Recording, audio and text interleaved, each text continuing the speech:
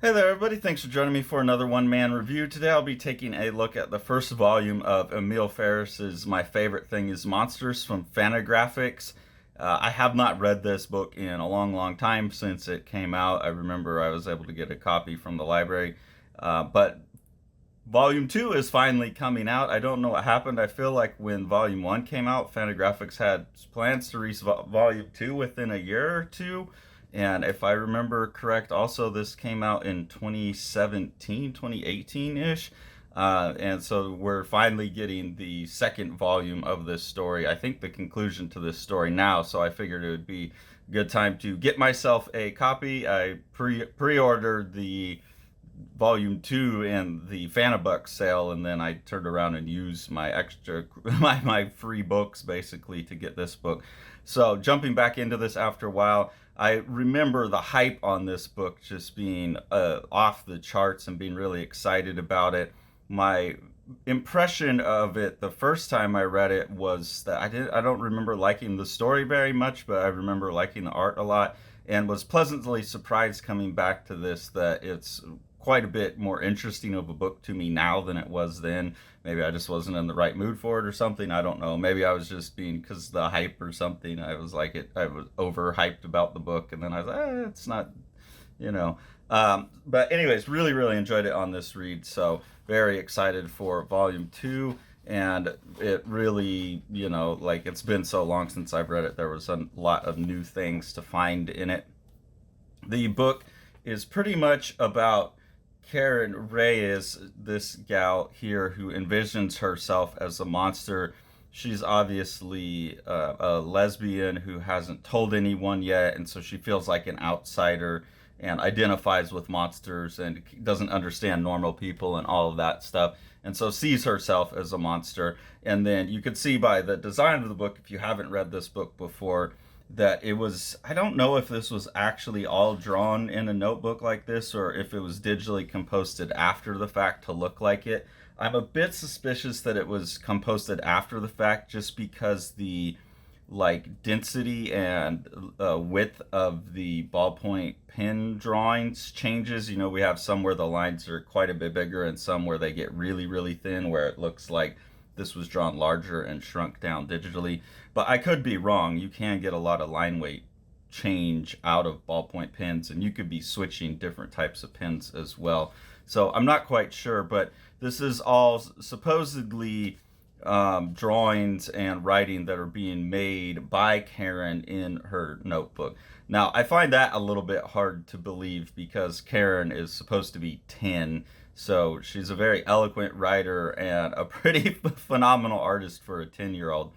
But that said, like, you put that aside and it's still a fun conceit, and it makes the book a really interesting read. And obviously, Emil Ferris is a hell of an artist and really is utilizing the ballpoint pen to the fullest extent of its capabilities. And as someone who has always enjoyed drawing with ballpoint pens in this type of crosshatch style myself, this feels like very familiar territory, in that I can really appreciate all of what she's doing technically because I've worked this way quite a bit. Usually when you've worked in a certain style quite a bit yourself, it's easier to be nitpicky about it, and like I have nothing nitpicky to say about it. I'm just sitting here like loving the drawing, so that's really enjoyable. You get a bit of a sense here of Karen's outsiderness. She's saying humans are afraid of death and it makes them frantic, because I'll be one of the undead when I grow up, made of darkness and foreverness and stuff like that. I won't have to fear death. Undead folks don't have a self-esteem problem about being undead without darkness. Light just isn't all it's cracked up to be.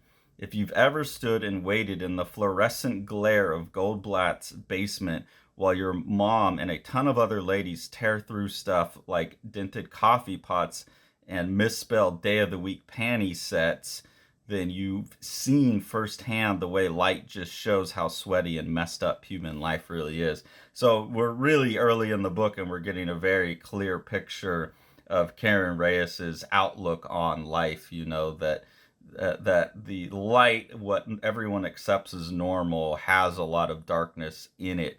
and that there's comfort to be found in the shadows and in the freaks and the monsters and things like that. So that's pretty much the main theme of the book, and then we look at a number of different ways that people are discriminated against and turned into outsiders and things like that. Obviously, with Karen being gay, and then we'll get introduced to the other main character of the book very quickly here, Anka Silverberg, who maybe committed suicide or maybe was murdered, and Karen's gonna go like the little Harriet, the detective in her apartment building, and try and figure out, what happened with Anka. What is Anka's story? And Anka, as you'll see, went through a lot and had a rough life, and also fit into a bunch of categories where she was in the margins on the outsides. So those two stories come together as Karen seeks out to learn more about Anka's history. That's basically the thrust of the book. Again, you can see Emil Ferris's just gorgeous work with the ballpoint pens, and especially ballpoint pens of different colors. Also interspersed throughout the book, you get a lot of these what I think are supposed to be copies of comic covers that Karen is reading. That's, I think, supposedly how she's learning to draw in some sense. But I could be wrong. This could just be Karen making up her own comic book covers in the notebook. I'm not quite sure. But Karen's quite obsessed with comics and horror and all that stuff. Obviously, the book's my favorite thing is monsters. Beyond the really beautiful drawing throughout the book, there's a lot going on in terms of, I could flip to any page, obviously, and it's very different looking from normal comics with all of the writing in the margins, the more montage look, the kind of archivist aspect of things being clipped in from other places. This is obviously a sketch page that Karen made while going to the art museum. This is in Chicago, so she's going to the Chicago Institute of Art Museum. Although I think they say that her uncle took her to Detroit, which is strange because they're talking about stuff that I've been to the DIA many times, and the paintings they're talking about aren't there. They're historically known to be in Chicago. Maybe I misremember reading that part of it. But this is obviously a sketch page that she did while at the museum, and then she's clipped it into her notebook.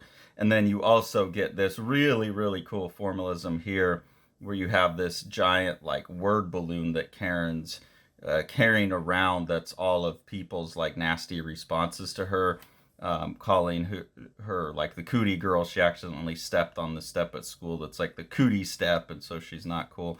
But really, really awesome lettering right here, all of this gross cootie pustules and micro cells and drippy oozy stuff is really, really well designed. And then I just love this big word balloon that's a burden that she has to carry around with her with all of these other people's words within it. I think that's just a powerful visual.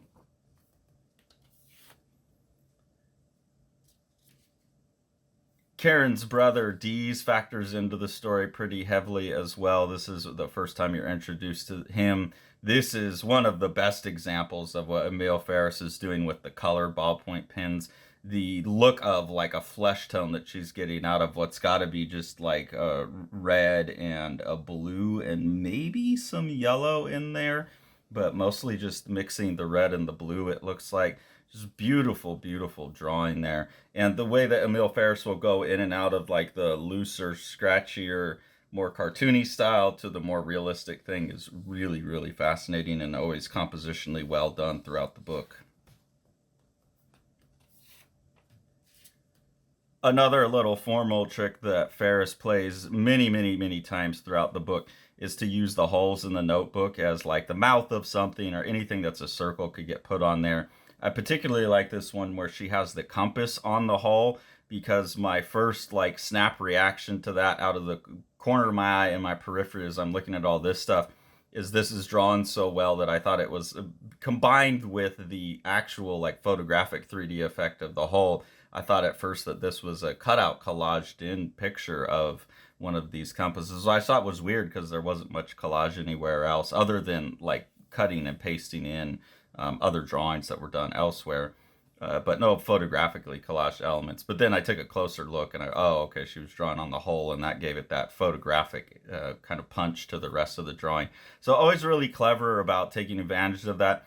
And that taking advantage of the holes and stuff makes it feel like someone is making this up as they go a little bit, like it feels real spontaneous, like it feels very straight to ink. It doesn't give you the sense that there was any pencil drawings first. It's like someone who just can draw really well and has great sense of composition. It's kind of freestyling it on each page. Again, I don't know how accurate that is, if these are all drawn separately and digitally composted together. There's pencil drawings that get thrown away. I don't know. I don't know what Emil Ferris's process is. I'm going to have to try and see if I can find a video on it or something. That would be really interesting to react to. And then again on this page, this like cut in, well, not even a crayon drawing. This was a drawing she did as a kid using beet juice. So those cut in like scrapbook type of moments is really interesting.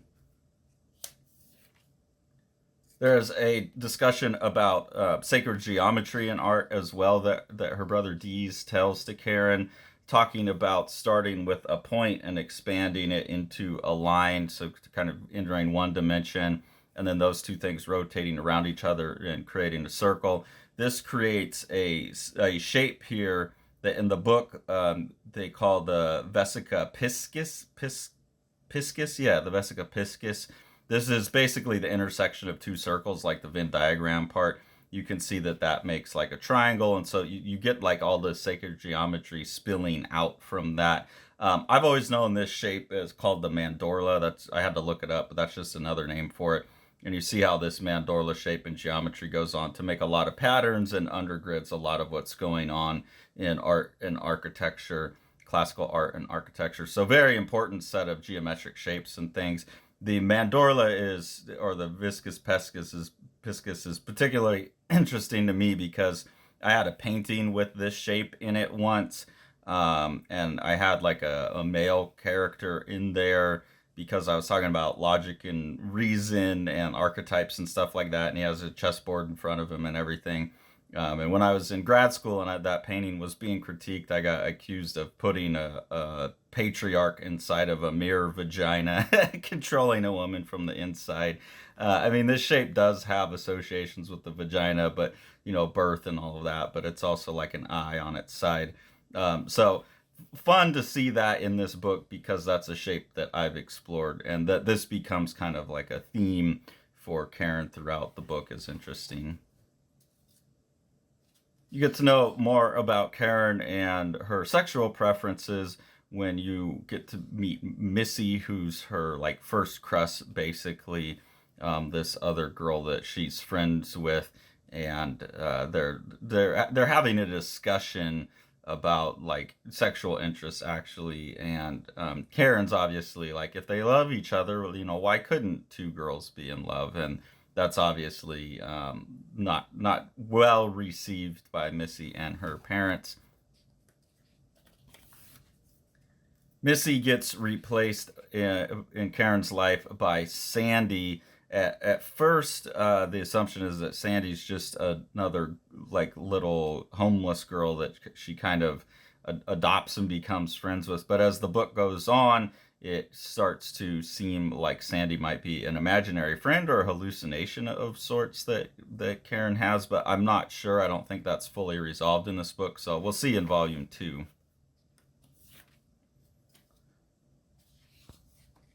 Emil Ferris is really good at portraying psychological states by I wouldn't say she's changing her style. She's just loosening it up or tightening down. Like here's the same crosshatch style, but you've got much bigger lines and they're more wildly applied. It's like the sketch phase of all the crosshatching. And so that's just showing, like the anger and the worked upness that's going on, but also the way that all of the words are interspersed and rolling around with the figure. Combines that psychological state with the physical state in a really interesting way. This is another one of these ones that makes me wonder if this is all digitally composted or if these letters were done with like a marker on top of these other pen tools. It's a little hard to tell just by how this is put together, how it was made. So I remain curious. Yeah, it doesn't really matter to me in the end if this was all actually drawn in notebooks or not. Like, it looks convincing to me, but it does just make me super curious about how this book was put together.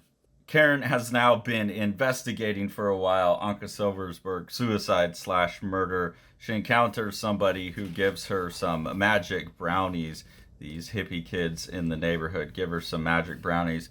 So here she's kind of tripping pretty hard on these weed brownies that she got. I'm assuming for a 10-year-old eating a whole brownie, that would be a powerful experience. So she's here at the Graceland Cemetery Crematorium and having some wild visions. And again, you can see Emil Ferris just really keeping within the style, but also having real flexibility in terms of realism versus cartooning. The kind of intensity with which she crosshatches, where and how she uses colors, all really, really interesting stuff. Another bit of thoughtful dialogue I like here. Karen is now talking about basically the prostitution and sexuality that she has been exposed to by living in the slums of Chicago. Also learning about Anka being a prostitute at some point. That seems to be part of her past. So she's saying here, I think it's cool and everything, but it's one more reason I want to be a monster and only look with my not blind eyes at the machine. I definitely don't want the sleeves of my detective coat or anything else to get caught in the greasy clockwork of the night machine. So those moments of writing, I just feel, are really beautiful. Emil Ferris is doing some really interesting writing there that's casting a good picture of who Karen is and what her motivations are and what her traumas are, things like that. We also start learning about Sam Hot Step Silverberg. This is Anka's husband. He's a jazz drummer who has a specific move called the Hot Step, and Karen's interacting with him. I also just really love the drawing on these two pages where she's juxtaposing this like mummy cover against Sam Silverberg looking kind of like an old mummy himself, but then with these strange like hippie clothes on. And again, this is just some of this beautiful ballpoint pen drawing throughout the books. And I don't know where she's getting all these different colors from. I got to get a color ballpoint set like that. That'd be awesome. Mr. Silverberg is able to provide Karen with a tape that Anka recording her past. So now we're really pretty far into the book, but we start learning about Anka's past as a Jew growing up in Germany. We learn about her history with prostitution, and so you start to get to see this larger picture of the ways that people get pushed into the margins and are created outsiders. There's also a couple cool things going on this page. I really, really like the way that the kick drum here, the circle of the kick drum, also becomes part of the word balloon here that Mr. Silverberg has when he's talking. I think that is a really, really cool visual trick. I also like this little bit of dialogue here that Mr. Silverberg is saying. By virtue of proximity, these eggs have been dyed the color of beets, and it is the same with people. They might suffer the effects of proximity to evil, but never at heart go bad. And in these type of books that are talking about outsiders, and then obviously we're going to deal with Nazi Germany and stuff, I think it's always good to have that empathetic look, and that's part of this book as well, is, you know, like how we can dehumanize people. And I think Mr. Silverberg is saying it's good even like to look at the worst person and see where did evil maybe brush up against them and stain them, and that they're, you know, they weren't bad at heart necessarily. Some people are going to be bad at heart, but some people are just caught up in circumstances.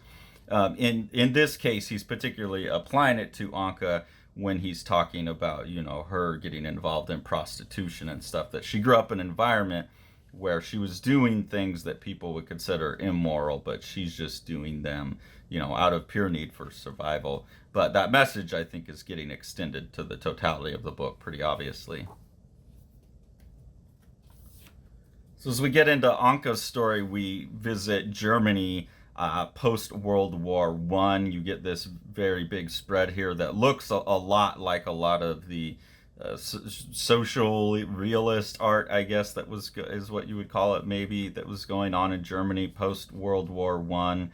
I'm gonna blank on some of the names, but within art history, when you start to look at modernism in Germany, you get a lot of artists that are doing like these cartoony distortions in the German scene.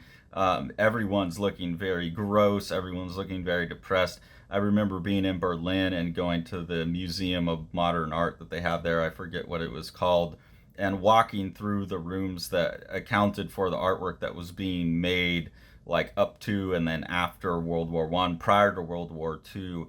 And it was honestly the most depressing collection of art I've ever seen. This page captures a lot of that art very well, where there's like these densely packed, sweaty, heavily populated like city scenes. Everyone's obviously impoverished. All the colors were really desaturated with like a lot of black and gray mixed in.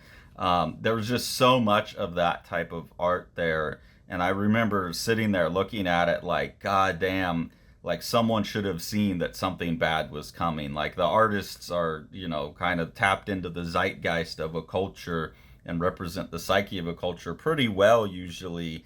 And like, man, when you look at the art from Germany pre-World War II, it's pretty easy to see that that population was suffering quite badly. And that's part of this like empathetic thing, is like, yes, as a whole, as a population, they all kind of moved into doing something terrible, but they were like those eggs getting stained by beets. And when you look at the situation they were in, it's a little easier maybe to understand how that went down. And we need to pay attention to those types of things so it doesn't happen again, that we don't go down that road ourselves. And from what I saw from the art there, I think it would always be wise to keep an eye on what's going on. And I guess that's why I'm such like a culture hound. I love reading comics because they're one of the fastest mediums. You can have a book come out 3 months after, or like, me and Sean were able to make a book like within a couple months of the AI stuff happening. Whereas a TV production or whatever, those things take longer to put together oftentimes. And so I just think it's really important to pay attention to culture, pop culture, what's going on in art, because you can get a sense of the times. And I've seen, historical records, and this spread here really, really captures the vibe of a lot of the art I saw in that museum in Germany. So Emil Ferris crushing it there. You learn that Anka was sold into basically sex slavery at a very young age. She was human trafficked and sent to a brothel of children that were being sent out to disgusting rich men who had young preferences. In that, the kind of first client that she really gets sent to is a guy. Well, actually, no. First off, she gets sent very early on, and she's going to be part of a satanic sacrifice here. They bring her in, and this is basically like this Pizzagate satanic scare type of thing, where you have this underground political sex slave ring running, and it's attached to satanic sacrifices where they're sacrificing the young virgin girl here.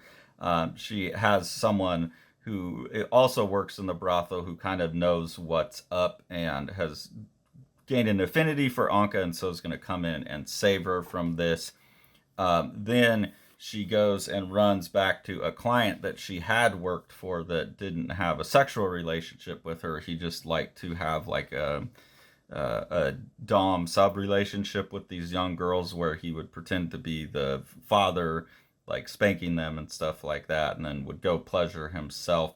So she runs back to him because she knows his weakness, and he's actually nearby where she runs away from. He's obviously aware of the group. He's probably part of the group, or at least has been, in contact with this group of Satanists. But she uses what she knows about him and plays the brat role and enters into a long-term relationship with him of like this dom sub role, and like kind of endures herself to him, and he saves her from this. So she basically has to go out of like one terrible situation into another terrible situation, but it's a situation that she has some kind of agency in, because she understands the guy well enough to manipulate him. She eventually escapes from that man and just finds herself right back in Germany during the time of the Nazis as a Jew. So she's just, Anka's going from one bad situation to another, and immediately upon arriving in Germany is like put aside and identified as a Jew. We learn a lot about the logic of dehumanization, like the linguistic approach that people use in dehumanizing. She says the quote, good afternoon people would see me at first. They'd acted normally, but then they'd see the star. They'd been taught that Germany's loss during the First War and all of that financial collapse was the fault of the Jews. And maybe there had been among the many criminals in power a number who were Jews. But the only threat I ever posed to the world, this is Anka speaking, was that if it had to watch me sit and read for hours, I would pretty sure I would have bored the world into its grave. And that's the logic of dehumanization that's so important to understand, especially because I've seen this getting turned the other way now. At the time, like maybe the financial collapse that led to Germany being that awful thing that you see on that 2-page spread that I'm not going to be able to find again, but that led to all of what I saw in the German museum that put those people in that state. They were very vulnerable to needing to see why. They needed a why, and Hitler came along and gave them an enemy with a, like Jew.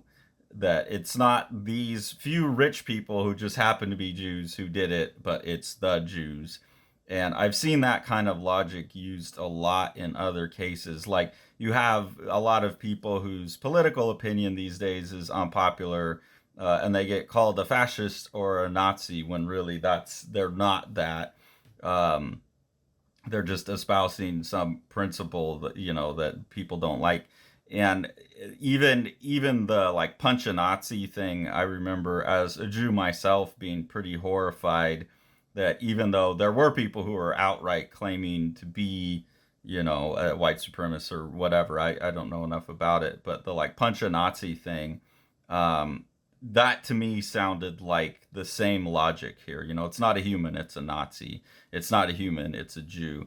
I don't really care, what what term gets slapped on someone or how awful of an actual person they are. In my mind, that doesn't give any individual the right to go outside of the system and dehumanize them and act upon them as if they're not a human. I think that's why we have the system in place. They're not the most perfect system. But as someone who grew up in a family that escaped Germany before the Nazis kicked in, as the other side of my mom's family escaped Russia during the pogroms. It really pains me when I see people using any kind of demonizing language in any way on any side of any political situation. And this book does a really good job of showing those things. Some more like really interesting kind of philosophical pondering going on in Karen's head here. Dees says that most things in life aren't right or wrong. He says there's not too much black or white. To his eyes, most stuff is like a pencil shading, lots of shade of grays. Mama says different. She believes it's either right or wrong. Me, I think they're both wrong. For me, it's like a photograph. You have to look close. It looks like shades of gray, but it's really, really lots of tiny dots of inky black on a perfect white page. I love that metaphor that also kind of gets to the core of morality, that there is absolute right or wrong, but that absolute right or wrong exists in a really fine-grained relativistic space. I think that's a really interesting thought, that if you could know all of the dots, all of the black and whites, all of the rights and wrong, you could declare a moral absolute. But at the level of granularity that we're exposed to as humans, it's pretty hard for us to have that kind of ability to see the absolute right or wrong. And so the moral relativism starts to become a pretty tempting argument, because it's true. Like, you have to know all these things about a situation. Like, if someone's attacking you in your own house and you kill them, that's not murder. And there's all of these shades in between that, but you need to know the details. And so I think that's a really just stunning way of putting it as a metaphor, that it's like all these small dots and we're just not able to see it close enough. And I think that's always the right answer to any time we have kind of these like debates about like digital or analog or something that's continuous or discrete. Those are pretty old philosophical arguments. Free will versus predestination, any of those types of things, I think, are oftentimes just a matter of level of abstraction or granularity, and that's not being specified in the question, and so it's actually a closed question, an unanswerable question, and you need to find like the open question, which is the one that's able to kind of relativize it to the proper level of abstraction. So really, really interesting stuff going on here, much more succinctly than I'm putting it. We get introduced to a character that Karen meets while she's doing her investigations called Franklin. Obviously, he's supposed to be kind of like a Frankenstein monster stand-in. He's a gay black man who enjoys cross-dressing. He's got all of these scars on his face, and I think this is just this really beautiful rendering here where Karen sees his scars as like glowing. It's just a beautiful drawing there. You also get in this sequence the idea coming in that Sandy might be imaginary, because Karen will talk to Sandy while Franklin's around, and Franklin's always like acknowledging that Sandy's there, but it's not that he can't see her. Kind of seems to be the case. Like, he knows Karen is talking to Sandy, but he doesn't see Sandy, and that doesn't really get resolved in this volume, who Sandy actually really is. Anka eventually, in her story, as Karen continues listening to the tapes that Anka has recorded, you find out that she did get put into a concentration camp. She is able to use some of her sexuality and the people she knows to get some favors there. She leverages her connection also to her original Dom daddy. She's able to call him and get him to do some favors to make sure that she doesn't wind up killed in the concentration camp. Really love this drawing here of the wood grain using all the ballpoint pens, and the way that this is overlapping on Dom Daddy's face here. This guy's name is Herr Schutz, but I'll call him Dom Daddy. And the way his teeth look monstrous here because of what's going on with the wood grain, I think is really smart, making him look like this Dracula character. But because he is a German in the Nazi army, he's able to pull some weight and get her out of there and bring some other people with her as well. But they're going to go back into the brothel, basically. They're going to go make their own, quote, pharmacy. So she's getting people out by turning them into prostitutes. Missy comes back into the story, and you see that love story reignited. I really, really love this big spread drawing here, where they're both like in their monster state. So you have Karen as a werewolf, and you have Missy as the vampire there. And again, that combination of like the cartooning with the more realistic value-based hatching. I really like how Ferris goes between the more realistic stuff and the more exaggerated cartoony stuff, and is competent at all levels. It's really great. One time in the book, we get a drawing of Karen as who she really is. Dees makes her look in a mirror and forces her to see herself as like he sees her and as everyone else sees her, what she would really look like. This is one of these more realistic renditions, and then you see we go back to the more cartoony stuff here again. So really, really, really enjoyed this book. I get why it's considered a masterpiece. It is. I don't know what it was that put me off about it the first time. Maybe I was just a little burnt out on like World War II type of stories at the time. Like I guess this was being sold as maybe the next Mouse, and I just didn't feel like we needed another Mouse. I think that was tainting my reading on it. Sometimes that happens to me, the way a publisher's marketing a book paints my perception of it going in and then diminishes my ability to see it for what it is. And so I think that's what happened when I first read this book, is it was such a big hype job, and I think it was getting tied to Maus because of the World War II concentration camp stuff, that I was kind of overlooking the bigger theme of the book, which is just this idea of marginalization and being an outsider, operating outside of the norms, but also this empathetic look where, you know, you're generating empathy for monsters and outsiders. You also have to extend that empathy to, like, the citizens that were operating in Nazi Germany. You know, that there were good people and bad people, and there were a lot of people that were caught in the middle of circumstances. So really, really rich book that explores really potent, important themes, I think. And really, really looking forward to volume 2, which should be in my mailbox pretty soon. So I'm glad that I'm going to be able to jump right into it, not have to wait, you know, 6-7 years like everyone who has not reread this book recently. So if you have not read My Favorite Thing is Monsters, it is definitely a masterclass in comics. It's a totally different kind of formal approach to comics than most people would take with this scrapbook journal type of approach to it, and it just beautifully drawn, beautifully written, thematically interesting book. So if you haven't read this yet, you might as well just go get both volumes now, because I'm sure volume 2 will be just as rich. The Eisner nominated The Strange Death of Alex Raymond by Dave Sim and myself. This is a gorgeously illustrated and designed book, Dave doing most of the illustration. Amazing compositions throughout.